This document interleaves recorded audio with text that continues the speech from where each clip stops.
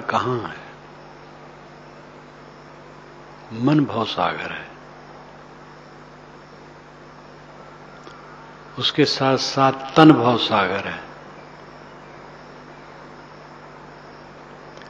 परिवार भवसागर है, समाज भवसागर है, संसार भवसागर है और इसमें उथल पुथल आते हैं। खास उथल पुथल मन का है, उससे तर गया सबसे तर गया, लेकिन वो सीधे तुरंत नहीं होता है। पूरा जीवन साधते साधते तब वो होता है। अपने मन के भवसागर को जीते, तन के भवसागर को जीते, परिवार समाज के भवसागर को जीते, संसार के भवसागर को जीते, राजनीतिक जो उथल पुथल आती है उसके लिए उसके भवसागर को जीते। सब जगह जीतने से भवसिंधु से पार होना होता है। राजनीतिक उथल पुथल होने पर काफी विचलन हो जाती है, कुछ दिन में शून्य हो जाता है, कोई उसको पूछता है नहीं, चर्चा भी नहीं करता, और उसी के हवा में जो उड़ जाता है वो अपनी हानि कर लेता है। सामाजिक उथल पुथल आती है कुछ उत्तेजकों के कारण, और उसमें जो उड़ गया वो अपनी हानि कर लेता है।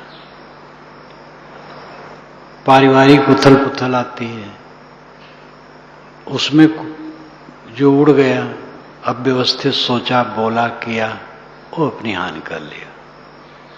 शरीर में रोग लगा, वो कायर हो गया और स्थिर नहीं रहा, तो अपनी हानि कर लिया।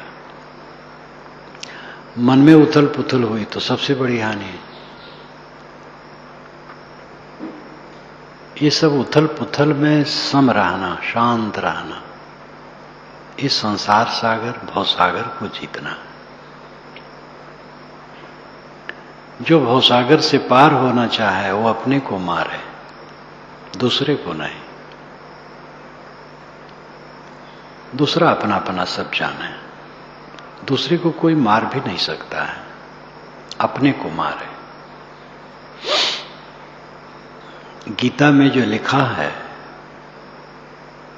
बीजक में जो लिखा है, वेद शास्त्र में जो लिखा है, कुरान पुराण बाइबिल में जो लिखा है, गुरबाणी में जो लिखा है, उस सब का मनन करना चाहिए। जीवन में क्या लिखा है? जब तक हमारा जीवन गीता नहीं बनता, कुरान बाइबिल वेद शास्त्र बीजक नहीं बनता, तब तक हमारा उद्धार नहीं होगा। शास्त्रों में ही तो बताया गया है, साधना की बात जहां बताई गई है वहां यही बताई गई है। और बातें जहां बताई गई हों तो अलग है, मारकाट भी है किताबों में, लड़ाई झगड़ा भी है, पता नहीं क्या कहा। लेकिन जहां मुक्त की बात है, जन्नत और स्वर्ग की बात है, वहां एक ही रास्ता बताया। दासराग युद्ध वेद का प्रसिद्ध है, 7वें मंडल में इसकी चर्चा आती है। वशिष्ठ कहते हैं कि बड़े बड़े फरसे लेकर के लोग युद्ध करने गए, जिसमें किसी को शांति नहीं मिलते, दुख होता है। ऐसा युद्ध भयावह है, इससे छूटने का देव हमें रास्ता बताओ। उन्होंने लिखा है प्राची दिशा को गए, पूरब को गए। दासराग युद्ध जहाँ हुआ है, 10 राजाओं का युद्ध, विश्वामित्र ने 10 राजाओं को संगठित किया था और उधर से सुदास थे और उनका अपना था। अंत में सुदास की विजय हुई थी, 10 राजा हार गए थे। उसी समय की बात है। वशिष्ठ उस समय सुदास के पुरोहित थे, तो सुदास के ही तरफ से उनका समर्थन था, लेकिन वे स्वयं क्लेशित थे कि जिसमें किसी लाभ नहीं होता है। मार काट, ऐसे भयावह संकट से देव हमें बचाएं, रास्ता दिखाएं, स्वर्ग का रास्ता दिखाएं। स्वर्ग चाहने वाले को ये रास्ता ठीक नहीं, शांति चाहने वाले को ये ठीक नहीं। तो उस जगह भी ये बात बताई गई, जहाँ सीधे स्वरूप स्थित गुणातीत अवस्था, मुक्ति अवस्था की चर्चा होती है, वहाँ तो सब निर्माण, मोहा, जित संग जो दोषा इत्यादि कहा जाता है। अंतर बाहर संतुष्ट, शांत, स्थिर। तो साधना का जो विषय है वो अपने को मारना है। हमारे जीवन के संबंध में जहाँ जहाँ हम गए रहे, कितने लोग मिले, कितने लोग छूटे, वे हमारे साथ क्या व्यवहार किए, सब मर गया। आज का जो है वो कल मर गया, मर जाएगा, सब मर जाता है। इसमें जो जो विचलित होता है उसको बुरा फल मिलता है, जो शांत रहता है उसका फल अच्छा होता है। किसी को भयभीत नहीं होना चाहिए। सामाजिक, पारिवारिक, राजनीतिक, देशिक उथल पुथल में किसी को भयभीत नहीं होना चाहिए। जो सकारात्मक बुद्धि रखने वाले साधक हैं, निर्माण भाव से, उनके लिए कोई परेशानी कभी नहीं है। अपने को मारने में सरल है। कोई हमारी निंदा करे, हम निंदा न करें। कोई हमें गाली दे, हम गाली न दें। ये किताब में लिखा है तो किताबें में लिखे से काम होगा। हमारा जीवन गीता बनना चाहिए, बीजक बनना चाहिए, उपनिषद बनना चाहिए, वो जीवन में उतरना चाहिए। एक जगह में बैठा था, लोग मिलजुल रहे थे, तो मिलते जुलते हैं, पैसा भी चढ़ाते रहते, रुपये चढ़ाते रहते हैं। एक नवयुवक आया मिलने, नाम प्रसिद्ध तो हो ही गया है, नाम की गंदगी हमारी बहुत बढ़ गई है। तो आया था तो बैठा, तो वहाँ तो कुछ नहीं बोला। फिर पत्र मुझे लिखा कई महीने के बाद कि मैं समझता था आप संत हैं, त्यागी हैं, लेकिन आपके सामने पैसा चढ़ रहा था, उसके आपके साधु रख रहे थे, ये समझ में आया। तब मैंने उसको उत्तर, ऐसे पत्रों का लोग उत्तर नहीं देते हैं, और उत्तर देते हैं तो डांट फटकार देते हैं। मैंने उसको लिखा कि बेटा तुम हमारी महिमा सुने इसलिए समझ लिए बहुत बड़े संत हैं। फूल किए, मैं संत नहीं, साधु वेश पहना, अपने ढंग से जी रहा हूँ। तुमने सच्ची परख की है, तुम्हें मैं बहुत बहुत धन्यवाद देता हूँ, और मुझे साधु मानने का भ्रम छोड़ दो, तुम्हें बहुत बहुत प्यार। तो उसका उत्तर तो नहीं है। बहुत पुरानी घटना है, 77 की। कॉलेज में पढ़ता हुआ एक छात्र, ये भिन्न भिन्न प्रदेशों की मैं बात करता हूँ, उसने एक कैलेंडर बना के भेजा कि इसको आप पार्क में छाप दीजिए। मैंने नहीं छापा, पत्र लिखा, भैया नहीं छापूंगा, कैलेंडर बहुत है, ये सब में कागज़ बर्बाद नहीं करना चाहिए। वो बिल्कुल नाखुश हो गया, मुझे खूब गाली दिया, पत्र लिखा, खूब कट लिखा,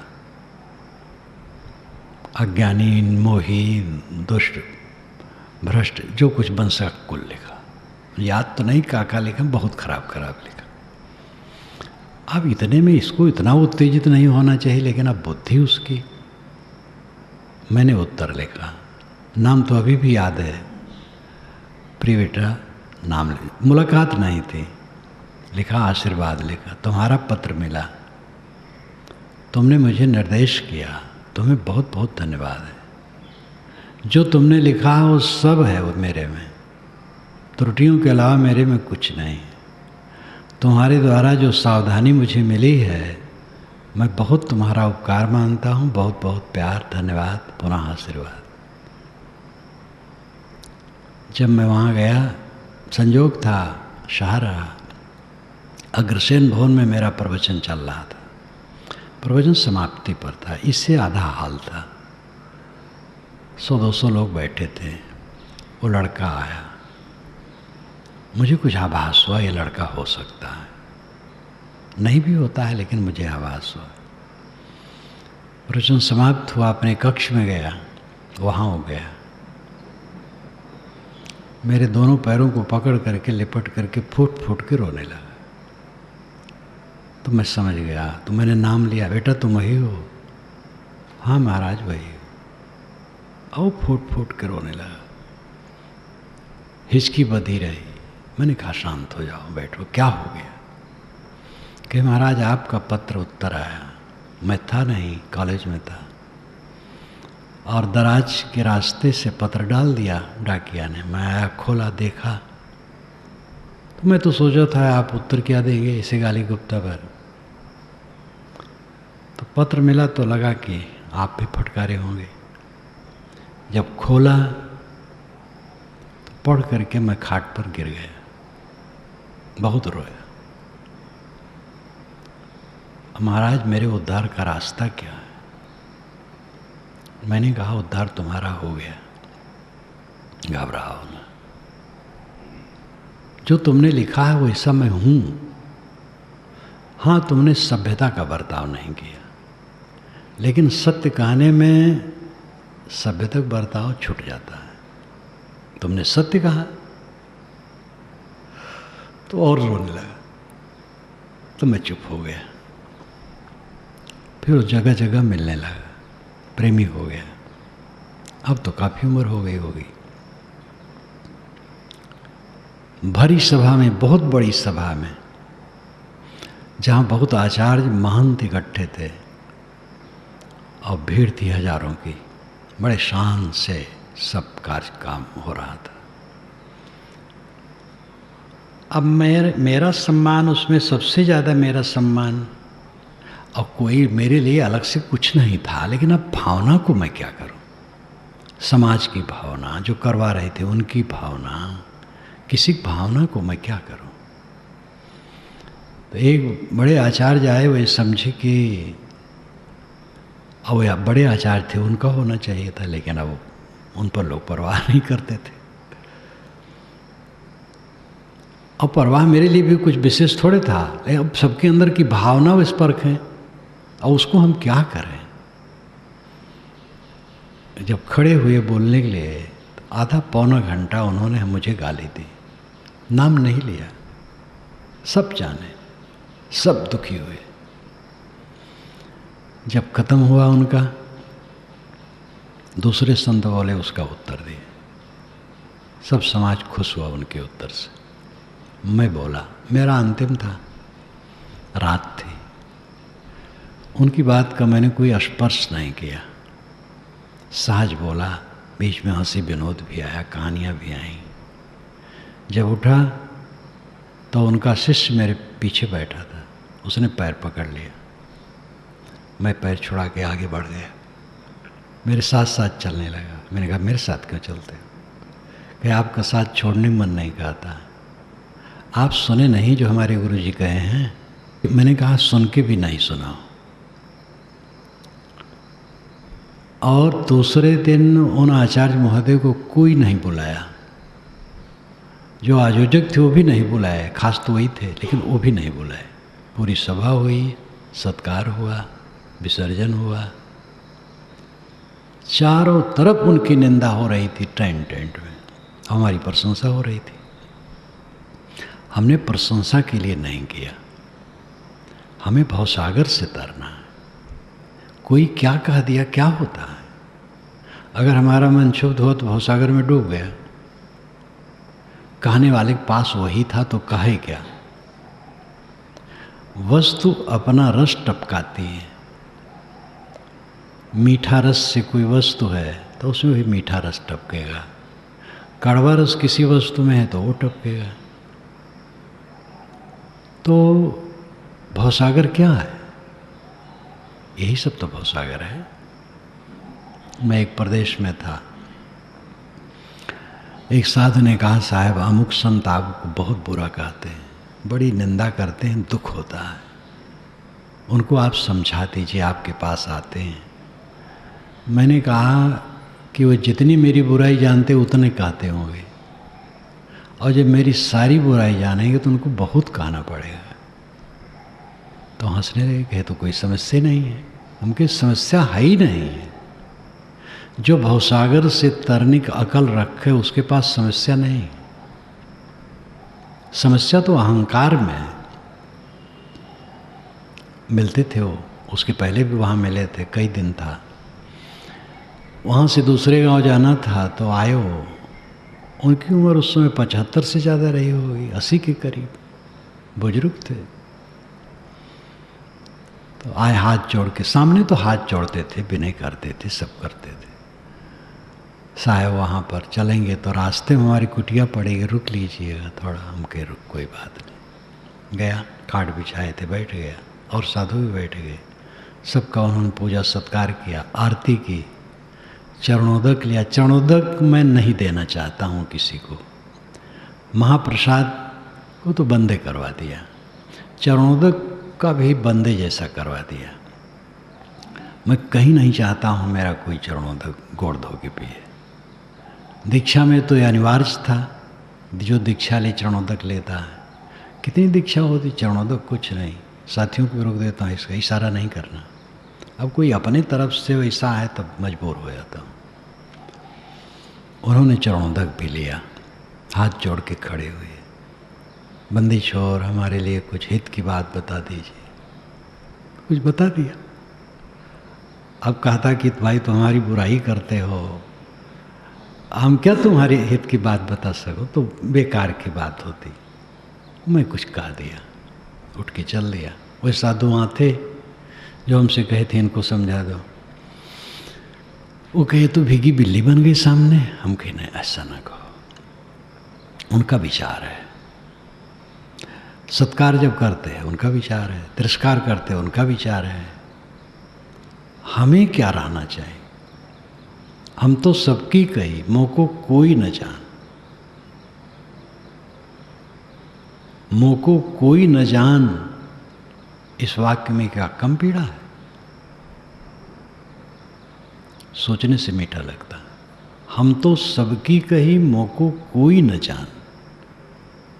मुझे कोई जान ही नहीं पाया, लेकिन तब भी अच्छा, अब भी अच्छा, जुग जुग हो रहा। तब भी अच्छा, आज भी अच्छा है। मैं जुग जुग आन नहीं हो सकता, दूसरा नहीं हो सकता। ये भवसागर से तरने की दृष्टि है। ये कहने वाला कविता में नहीं लिखा है, जीवन में लिखा है। कविता में पीछे आ गई है।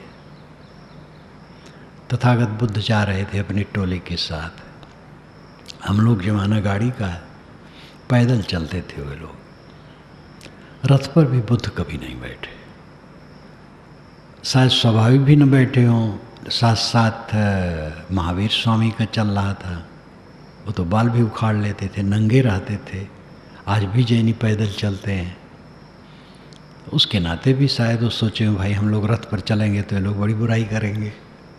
वे तो मध्यम मार्गी थे तथागत, लेकिन पैदल चलते थे। झुंड उनका चल रहा था, पीछे एक साधु झुंड चल रहा था, उसमें बुद्ध की बुराई हो रही थी। तो कोई सुना तो आके कहा कि भगवान, वो पीछे जो झुंड आ रहा है उसमें आपकी बुराई हो रही है। कहे तो उसमें क्या फर्क पड़ता है, उनके पास जो है कहते हैं। अब शांत होके चले गए। ये जीवन है, भवसागर से तरना ही है।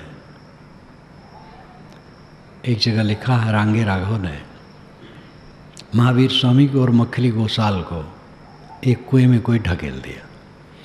महावीर स्वामी तो सच्चे विरक्त थे, मक्खी वो साल भी अपने ढंग से थे, लेकिन बराबर नहीं थे।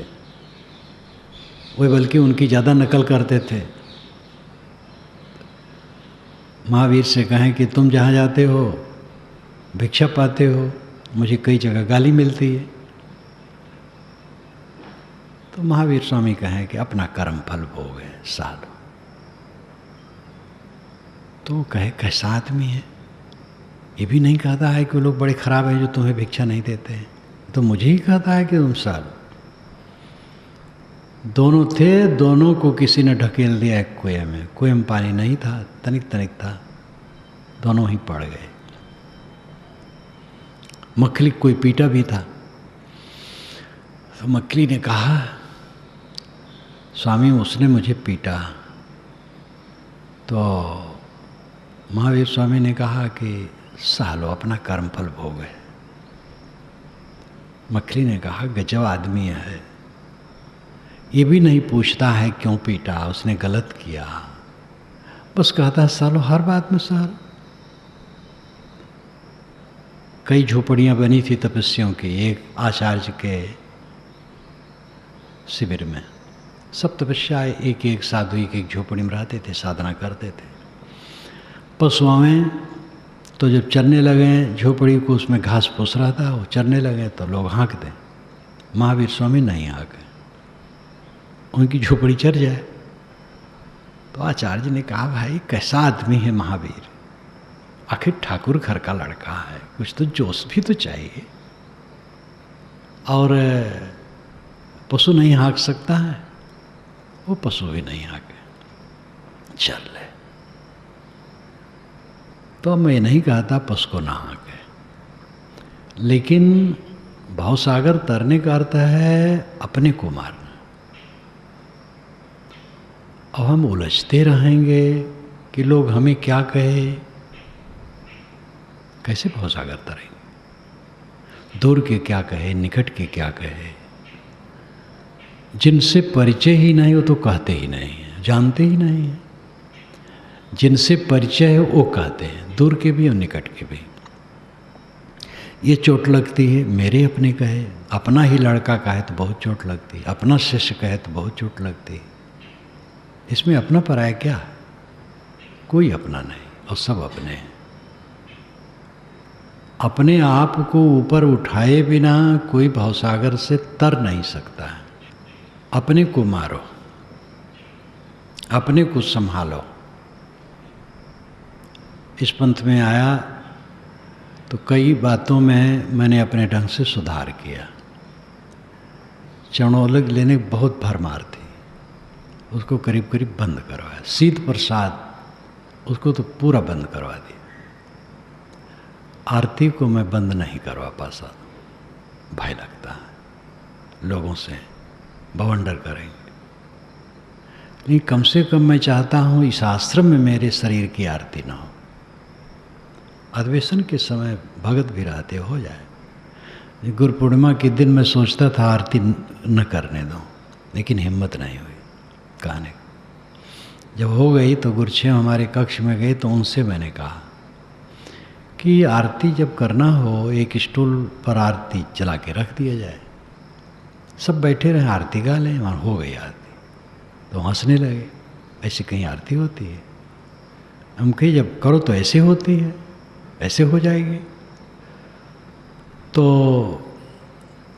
कम से अब भंडारा यहाँ होता है समय समय से, तो भंडारे के दिन प्राय दूसरे दिन पूजा करते हैं। पूजा कर लें, आरती न करें। आरती में जो सब खड़े होते हैं मुझे जैसे लगता है कांटा गड़ रहा है। इस देह की आरती करवाना हमें पाप लगता है। क्या एक कूड़े कचड़े की आरती करवाएं? गुरुछेम से तो मैंने कहा तो वे खंडन किए। 4 वर्ष अब हो रहे हैं, 4था वर्ष लगा है।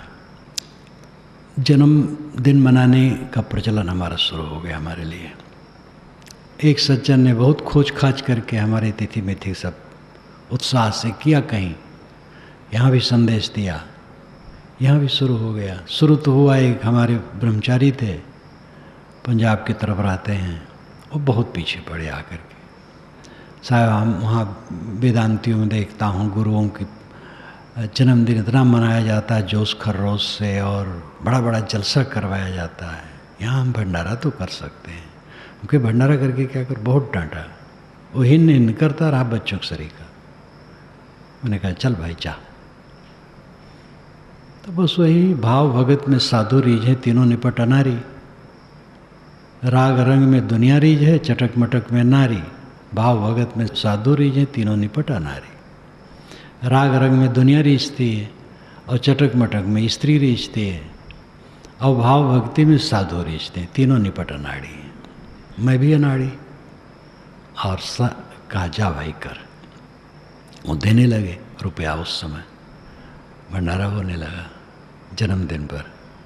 फिर यहाँ के लोग उत्साहित हुए, उसको और बढ़ा दिए। फिर उत्साह हुआ, शाम को बैठक शुरू हो गई जन्म के दिन। अब बैठक में क्या करते हैं लोग, आभास तो होता था बड़ा ये करते होंगे, लेकिन जब तक कान में न आवे तब तक प्रभाव नहीं पड़ता है। बैठक में मुझे अंत में जाना पड़ता था, उस दिन पूजा करते रहे। तो मैं जब जाता था तो मृत्यु पर बोल देता था, जन्म पर नहीं। मृत्यु निकट है, ये सबको समझना चाहिए। 3 वर्ष हुए, अब चौथा लगा है। मैं अपने कक्ष में बैठा था और उस वाले धर्मशाला वाले कक्ष में चल रहा था। वही दिन था और उस दिन खुली आवाज़ आ रही थी, तो मैं सुन रहा था। मुझे सब कांटा के समान लगा। जो मेरी प्रशंसा की जा रही थी मुझे कांटे के समान चुभे, लेकिन कुछ कहा नहीं। सभा में गया, मृत्यु पर बोल दिया। साल भर के बाद मैं कलकत्ता में था, तो अपने पास के साधु से देवेंद्र रहे।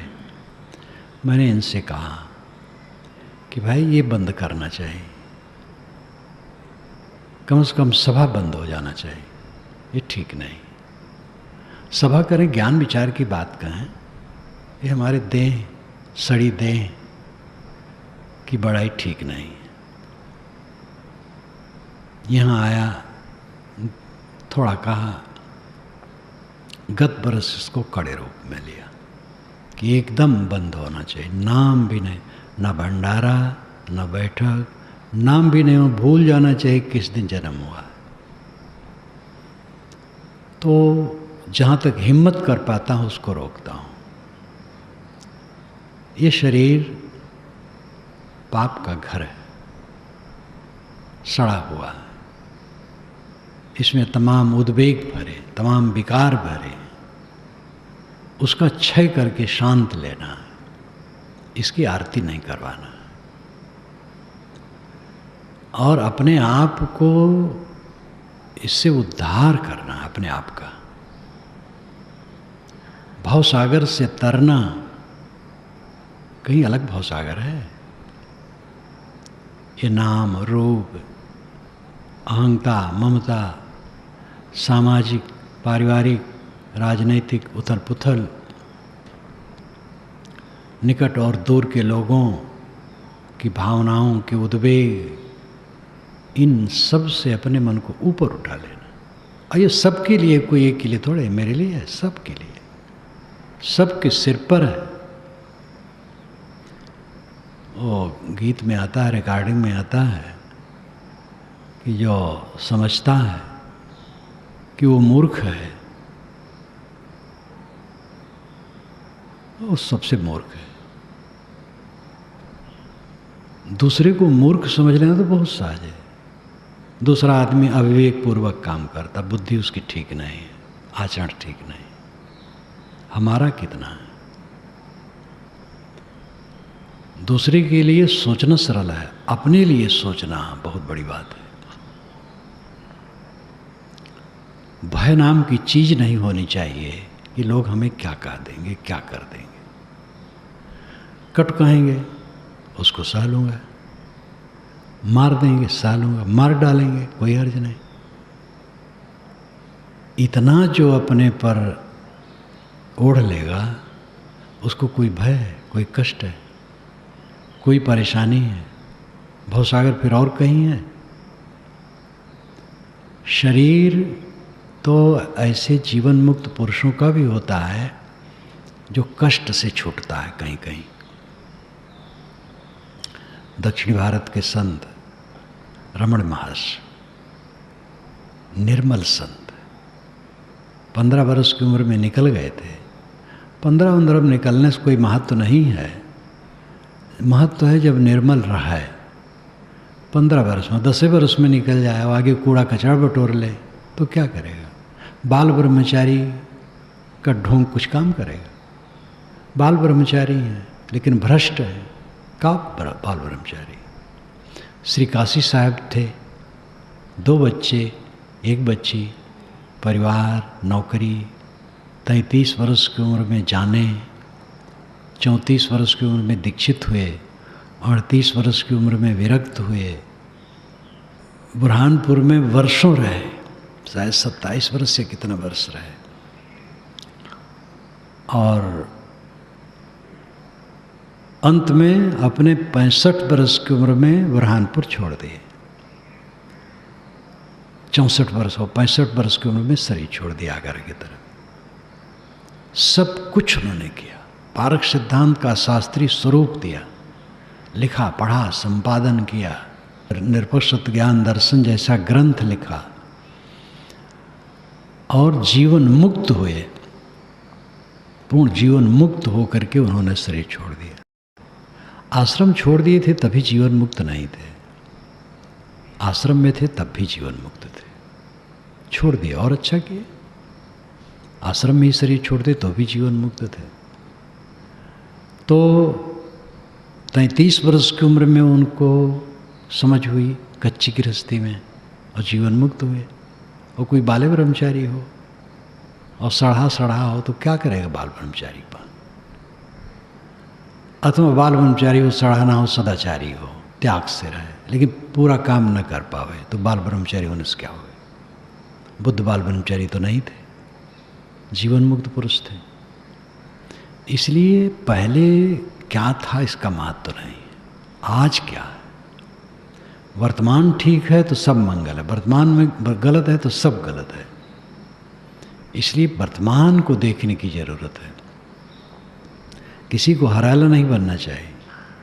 गलती कल की है, वो मर गया, आज उस गलती को मन वाणी कर्म से छोड़ दो। गलती खत्म हो गई, सही हो गई। अहंकार है गलती के लिए तब नहीं छुटेगा। हमने किया, ठीक किया, तब फिर गलत है। मन वाणी कर्म से लगे नहीं, गलत किया, ग्लानि हो जाए पूर्ण, बस खत्म हो गया। भवसागर से तरने की बात यही सब है। कोई महापुरुष ऐसा नहीं हुआ है कि जिसके ज़माने में चारों तरफ सब सुविधाएं थी, पास के लोग सब समर्पित थे, और कोई उनकी आलोचना नहीं करता था, कोई बुराई नहीं करता था। जहाँ आते जाते थे वहाँ कोई बुराई नहीं होती थी, सब जगह सत्कार होता था। ऐसा कहीं नहीं। मैंने महान पुरुषों को देखा, उनकी पूजा करते थे, वो बुराई करते थे। एक जीवन मुक्त पुरुष को जब एक गांव जाना था, वहाँ रहना था कुछ दिन, तो वहाँ के महंत ने रात भर उनकी बुराई की। उन्हीं के शिष्य, वो उनका शिष्य गया था देखने वाले, उन्हीं से बुराई की। जब तक जागते रहे उनकी बुराई करते रहे। तो आ करके वो बताए श्रेष्ठ संत ने कि आपकी तो साहब बुराई करते हैं, जब तक जागे बुराई की। अरे ठीक है, नहीं जाएंगे। दूसरे दिन उनको लगा कि मैंने बहुत गलत किया है, गए। बंदी छोड़ कब चलेंगे? महाराज चुप हो गए। फिर कहे, हमारे जाने से तुम्हें कष्ट हो, हम क्यों जाएं? नहीं बंदी छोड़, न चलेंगे तो कष्ट होगा। कहे ठीक, गए। ये दशा मैंने आंखों से सब देखा है।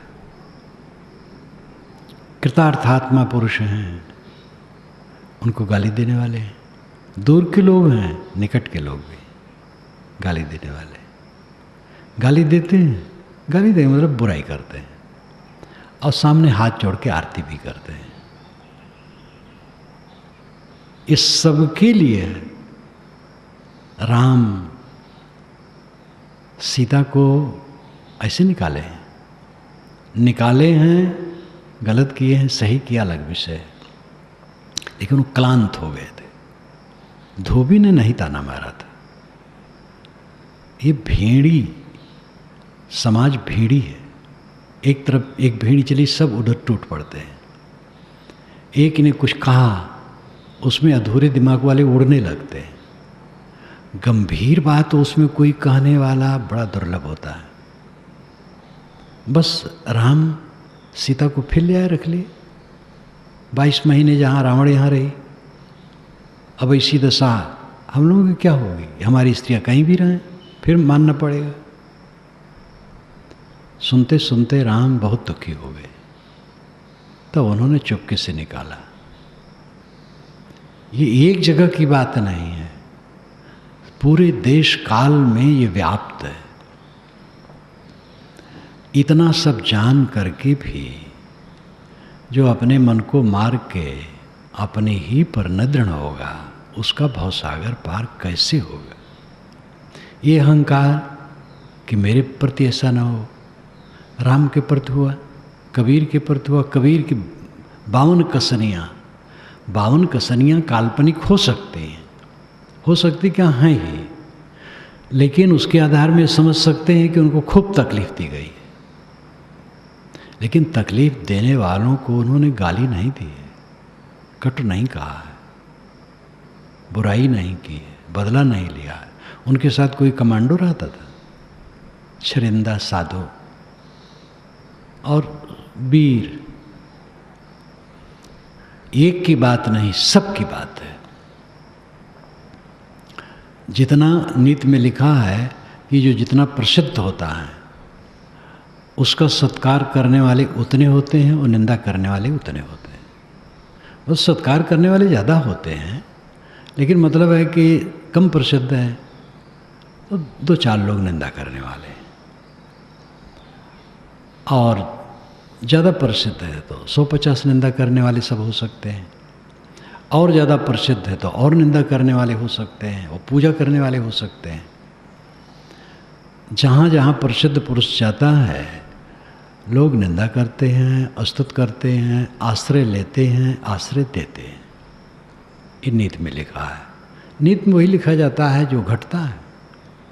बड़े पुरुष जहाँ जाते हैं, लोग आश्रय देते हैं, उनकी सेवा करते हैं, और लोग आकर के आश्रय लेते हैं, प्रशंसा करते हैं, और कुछ लोग होते हैं निंदा करते हैं।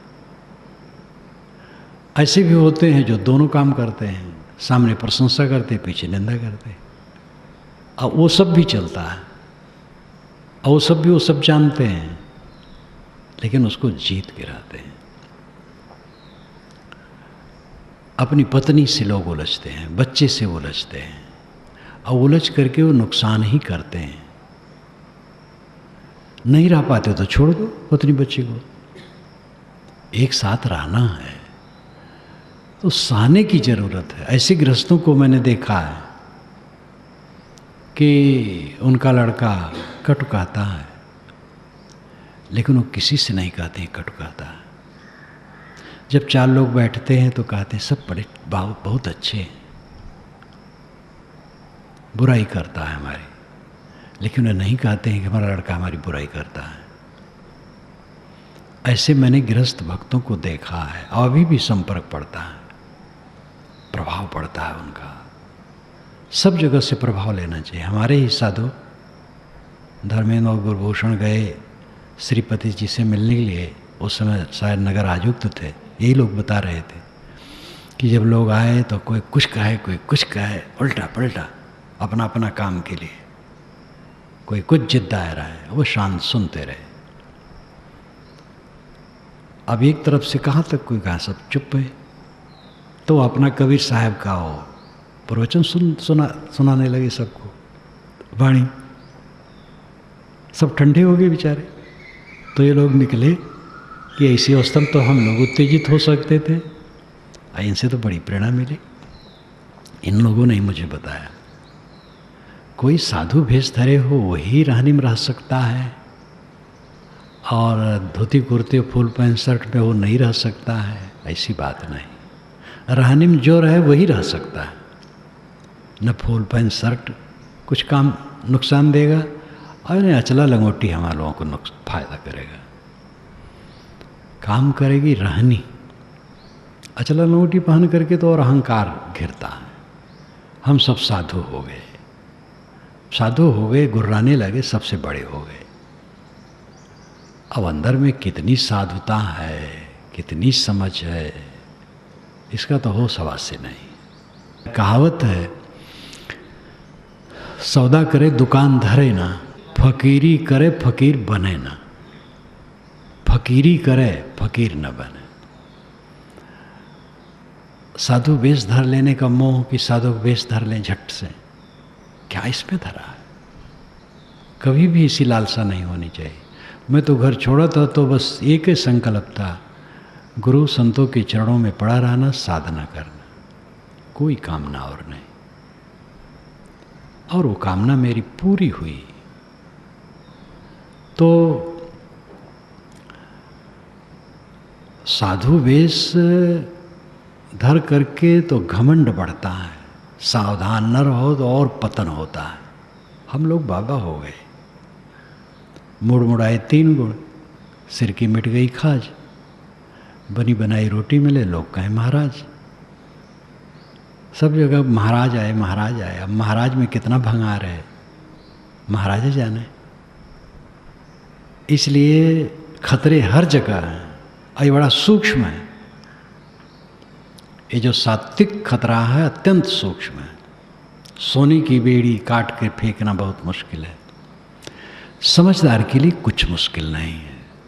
हमारी गोद में सांप गिर जाए तो हम तुरंत फेंकेंगे, बिच्छू गिर जाए तुरंत फेंकेंगे।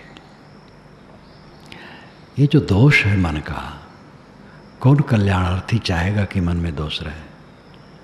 नश्चिता की बात वो कितनी मार्मिक है। जब जमाचार्य ने कहा कि आत्मा क्या है मत पूछो,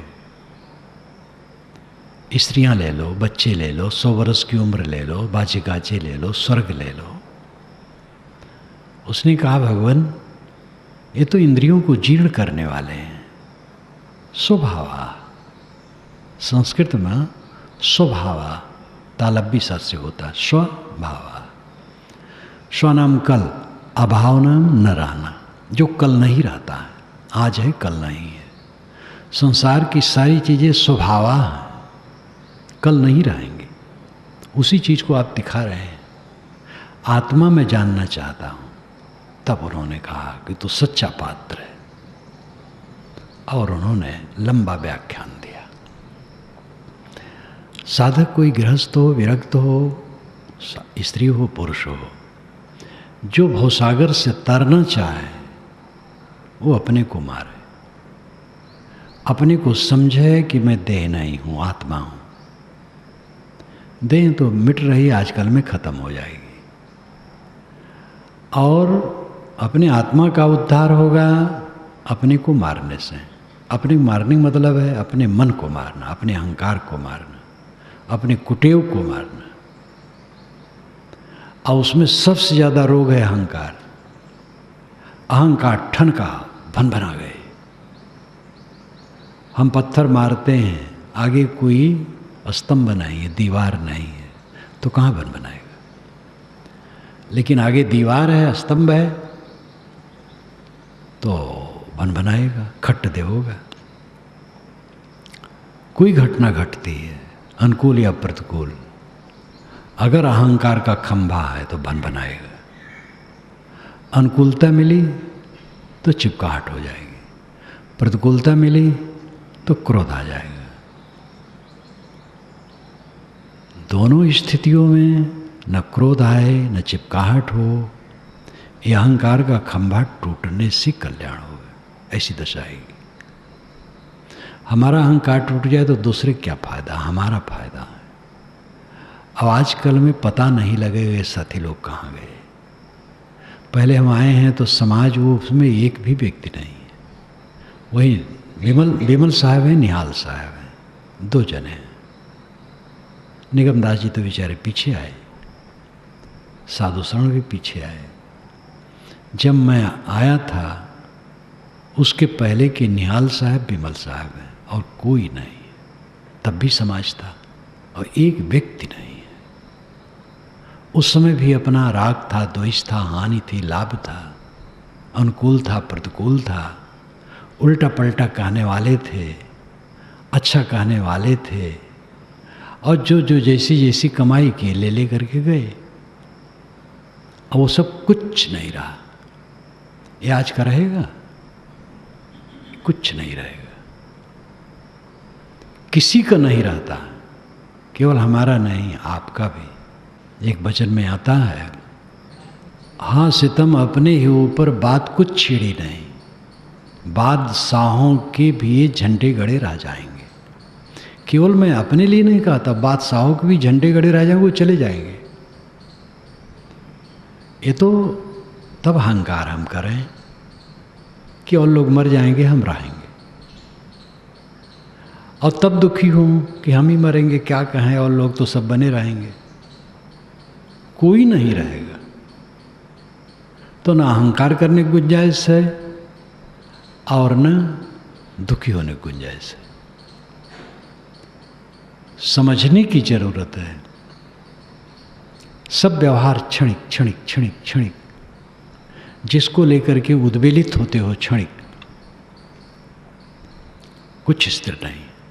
लेकिन मैं स्थिर हूं, मैं वही हूं। 10, 20, 30 वर्ष पहले जो था वही हूं, आज भी हूं, आगे भी वही रहूंगा। मेरा संबंध मेरे से और किसी से भी नहीं। सारा संबंध झूठा है, मिथ्या यह संसार। झूठ झूठा के डारहु, मिथ्या यह संसार। ये संसार मिथ्या, व्यर्थ है, झूठा है, सब झूठ मूठ का तमाशा है, दिखावा है। एक तमाशा, एक दिखावा। कव्वाली में गाया है, नरम नरम बिस्तर पर अपना आसन जमाना चाहते हो, सकरात को तो भूल गया। सकरात कहते हैं मृत्यु काल के दुख को। जो मृत्यु काल की स्थिति आएगी उसको भूल गया, सकरात को तो भूल गया, अंत में होने वाली बात को भूल गया। घोर प्रमाद है जो हम समझते हैं कि जो ऐसा है यही सब ऐसे रहेगा। घोर प्रमाद है। कुछ भी किसी का नहीं रहेगा, कुछ किसी का है ही नहीं। है अपना, आत्मा अपना है। वह धन्य है जो सब की बात सह लेता है और अपने आत्मा में रमता है। उसको चिंता नहीं है, भय नहीं है, शोक नहीं है। वो सुख की नींद सोता है रात भर और दिन भर अपना विवेक विचार से रहता है, पवित्र प्रसन्नता में रहता है।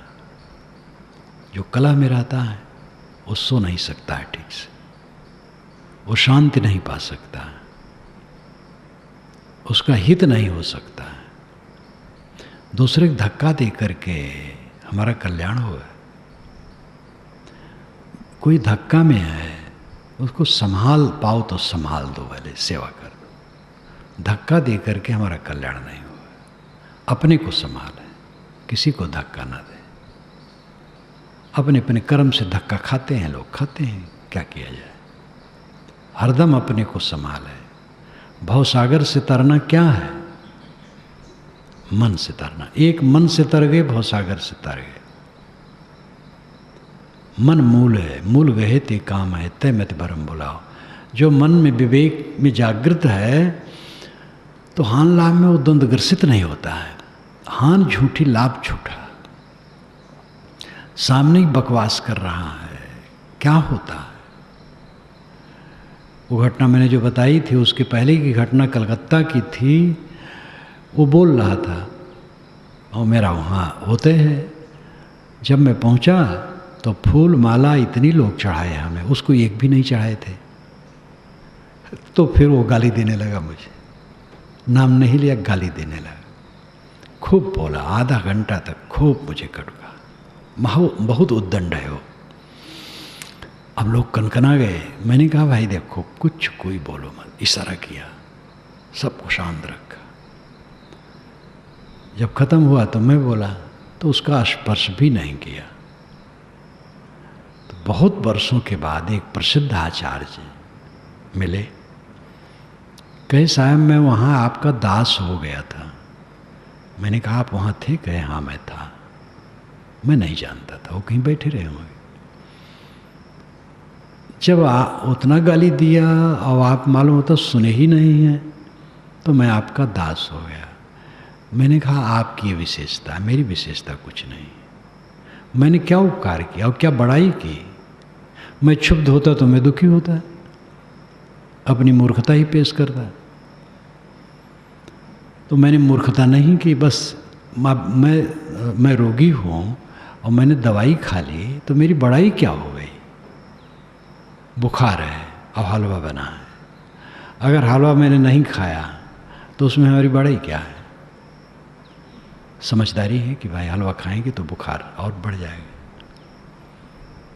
तो उसमें मेरी कोई बड़ाई नहीं है। आपने जो मेरे लिए शब्द कहा वो आपकी बड़ाई, मेरी कुछ बड़ाई नहीं है। मैंने अपने जीवन में इसको करके देखा, इसलिए मुझे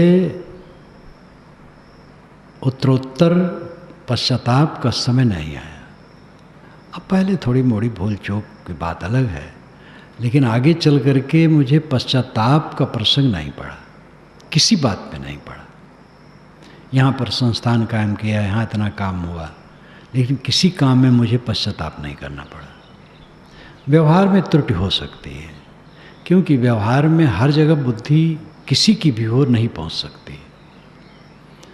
अमुक काम करना है, वो काम करने से अपने करो, फिर पीछे लगता है ऐसा न करते, इस ढंग से करते तो अच्छा होता।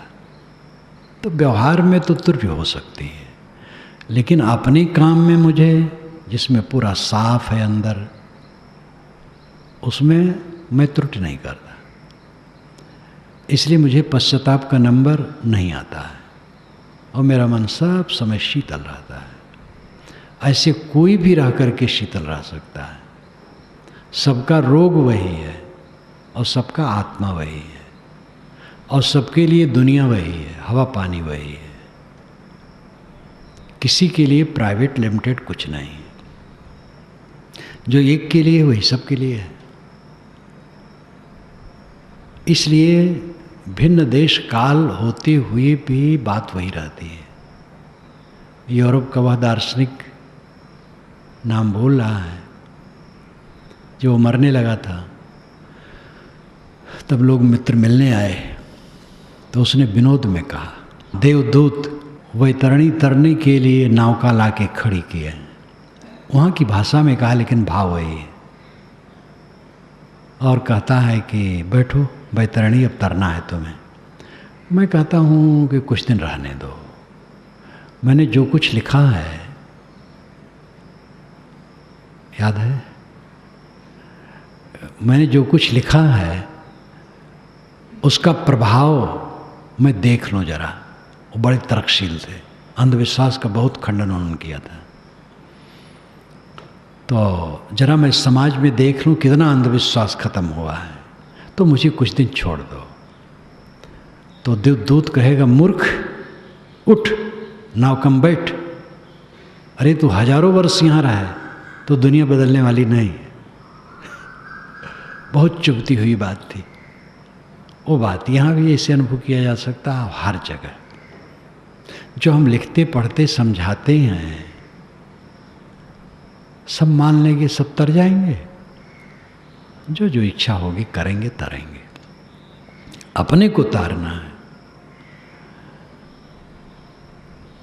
भिन्न देश काल स्थितियां हो सकते हैं, लेकिन जो मूल बात है वो सब जगह वही है। सबकी आत्मा वही है, सबका मन वही है, सबका अहंकार वही है, सबकी वासनाएं वही हैं, सबके लिए बंधन वही है और सबके लिए बंधन के निवृत्ति का साधन वही है। उपासना, जहाँ से ऐसा रास्ता मिले। स्वामी शंकर ने विवेक चूड़ामणि में कहा है, शिष्य के तरफ से, बड़े काव्य में अलंकारों में कहा। 4 पंक्तियों का मंत्र, वो बहुत जटिल, इतना अलंकार उसमें भरे हैं। और पहले भी मैं सोचता था उसी का अर्थ करने में बहुत समय हमें लगेगा, उसको बैठाते बैठाते कल बैठाया, कितना अलंकार उन्होंने इसमें जोड़ा है। तो उसमें शिष्य कहा है, मैं पतित हूँ भवसागर में, गिरा हूँ, मुझे उठा लीजिए प्रभु। आपको छोड़ करके मैं नहीं जानता हूँ कि दूसरा भी शरण है, दूसरी भी शरण है। और शरण और कहाँ है? सदगुरु संतों को छोड़ करके कहीं शरण है ही नहीं है। मैं भवसागर में पतित हूँ, और उसमें भी इतना दावा, तप्तम दावा नल, और बड़ा बड़ा अलंकार उसमें दावा नल में भी जोड़े हैं। तो हम दुख में पड़े हैं, मन के दुख में, खास मन का दुख है, फिर तन का दुख है, फिर सारा संसार का दुख जुड़ जाता है। साधक को एक ही काम करना है, मन का दुख समाप्त कर देना, बस बेड़ा पार।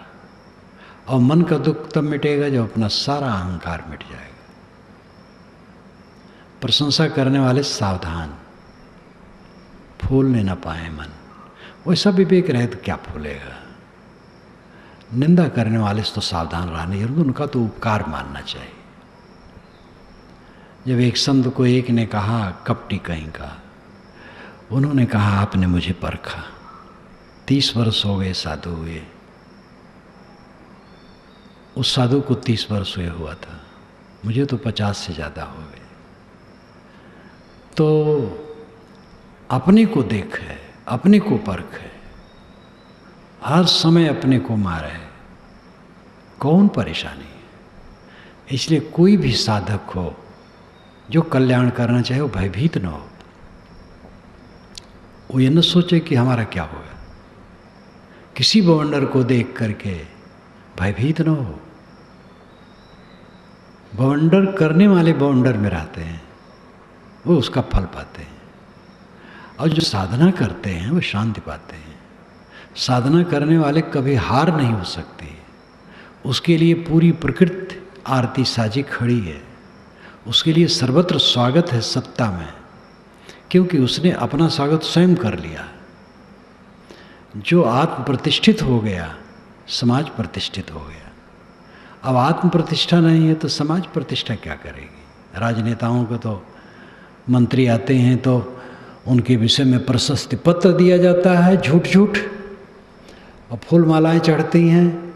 कई नेताओं को तो रुपये से तौला जाता है, और जब चले जाते हैं तो गाली भी देते हैं, वही तौलने वाले गाली देते हैं, और लोग बस करते हैं। तो प्रशंसा का महत्व नहीं है। हमारा मन प्रशंसित है, मन मुख्य है, मन सरल है, शीतल है, निर्माण है, अहंकार शून्य है, उद्वेग शून्य है, तो हमारा बेड़ा पार है। हमें कोई क्या कहते हैं, हम किसी सभा में बैठे बोल रहे हैं, और उसमें कितने लोग बैठे हैं जो अंदर ही अंदर कह रहे हैं महाढोंगी है, बक रहा है, न इसके पास विवेक है न रहनी है, बुद्धि भी कमज़ोर, आचरण भी कमज़ोर, बक रहा है केवल। और कितने लोग बैठे तो जीवन मुक्त हैं, धन्य हैं, दर्शन हमें हुए। वो दोनों से हमसे कुछ मतलब नहीं। वो जिनका जिनका जो है उनका भाव है, उनको हान लाभ उनके पास है। निज निज भाव चखे, जो हम हैं वही हमारा लाभ है, वही हमारी हानि है। अगर हमारा मन खटाई में है तो हमारी हानि है, और हमारा मन ठीक है तो हमारा लाभ है। इसलिए जो सकारात्मक साधक हैं वह भयभीत कभी न हो, किसी बाउंडर से भयभीत न हो। दैहिक उपद्रव आए, सामाजिक उपद्रव आए, राजनीतिक उपद्रव आए, अब देह में कैसे कैसे रोग आ जाते हैं कि उठते बैठते नहीं बनता है। लेकिन घबराना नहीं चाहिए, वो सब चला जाएगा, क्या रह जाएगा। मुझे साटिका हुई थी, साटिका ठीक से जिसको होता वही जान सकता है। और वैदिक में भी लिखा है साटिका कोई रोग नहीं, जिस पर आ जाए। तो वैसे थोड़े आता, उसमें भी कुछ कारण कार्य व्यवस्था होती है।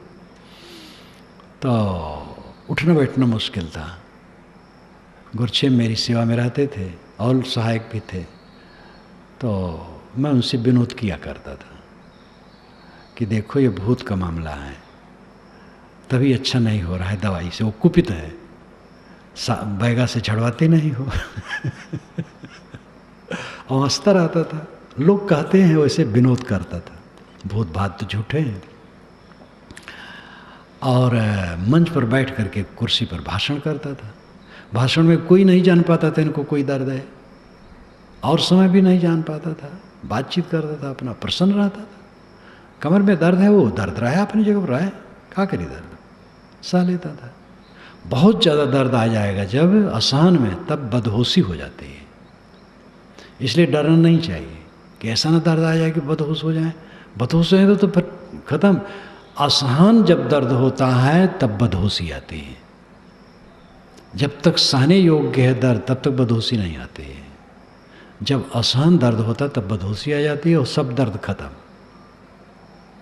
इसलिए कहीं भयभीत ना हो कि रोग लगेगा तो क्या होगा। हम साधु हैं, कोई सहायक ना हो तो क्या होगा।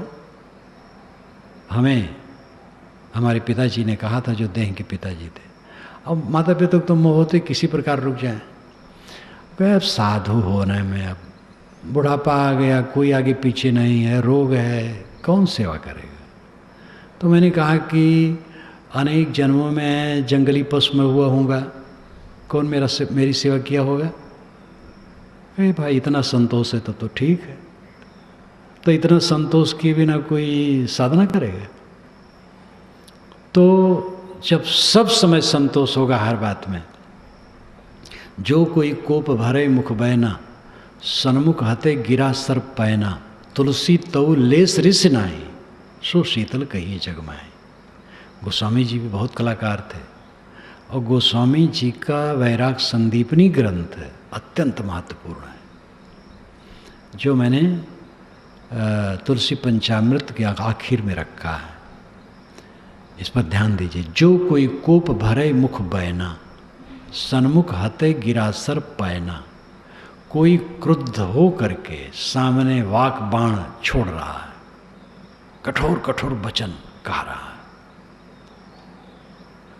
जो कोई कोप भरे मुख बैना, सन्मुख हते गिरा सर पैना, तुलसी तो लेस रिस नाई, इतना अपने लिए सुन करके भी लेस मात्र क्रोध न हो, सो शीतल कहिए जगमाई, वो जगत में शीतल है। अति शीतल अति ही अमल सकल कामनाहीन, तुलसी ताहि अतीत गण वृत्त शांति लय लीन। अति शीतल, सब कामना से हीन, शांत वृत्ति में लयलीन रहो। दुर्जन कटु कहते हैं, सज्जन सम्मान करते हैं, दुर्जन निंदा करते हैं, सज्जन प्रशंसा करते हैं। लेकिन कल्याणार्थी साधक दोनों में विचलित नहीं होता है। ये भवसागर से तरना है। बाहर भवसागर नहीं है, भवसागर मन है, खास मन है। केवल मन संभाल ले, तन संभल गया, समाज परिवार देश सब संभल गए। लेकिन सबका अपना अपना महत्व है। शरीर में रोग आया तो धैर्य, परिवार में कुछ उथल पुथल तो धैर्य, समाज में कुछ उथल पुथल तो धैर्य, राजनीतिक उथल पुथल तो धैर्य, व्यक्तिगत आकर के हमें कोई भला बुरा कहने लगा, धैर्य, सह लेना, सिर झुका लेना, सबसे हार जाना और अपनी वासना का क्षय करना। यही भवसागर तरने का रास्ता है। जो कर पावे ये करे। जिनको अहंकार हो और कुछ करने का, वो कर ही रहे हैं, सभी कर रहे हैं, वो वैसा करें। लेकिन जो विनम्र साधक हैं, जो भवसागर तरना चाहते हैं, उनका रास्ता यही है। सब ते लघुता भली, लघुता ते सब हो, जस द्वितीया को चंद्रमा, शीश नवे सबको।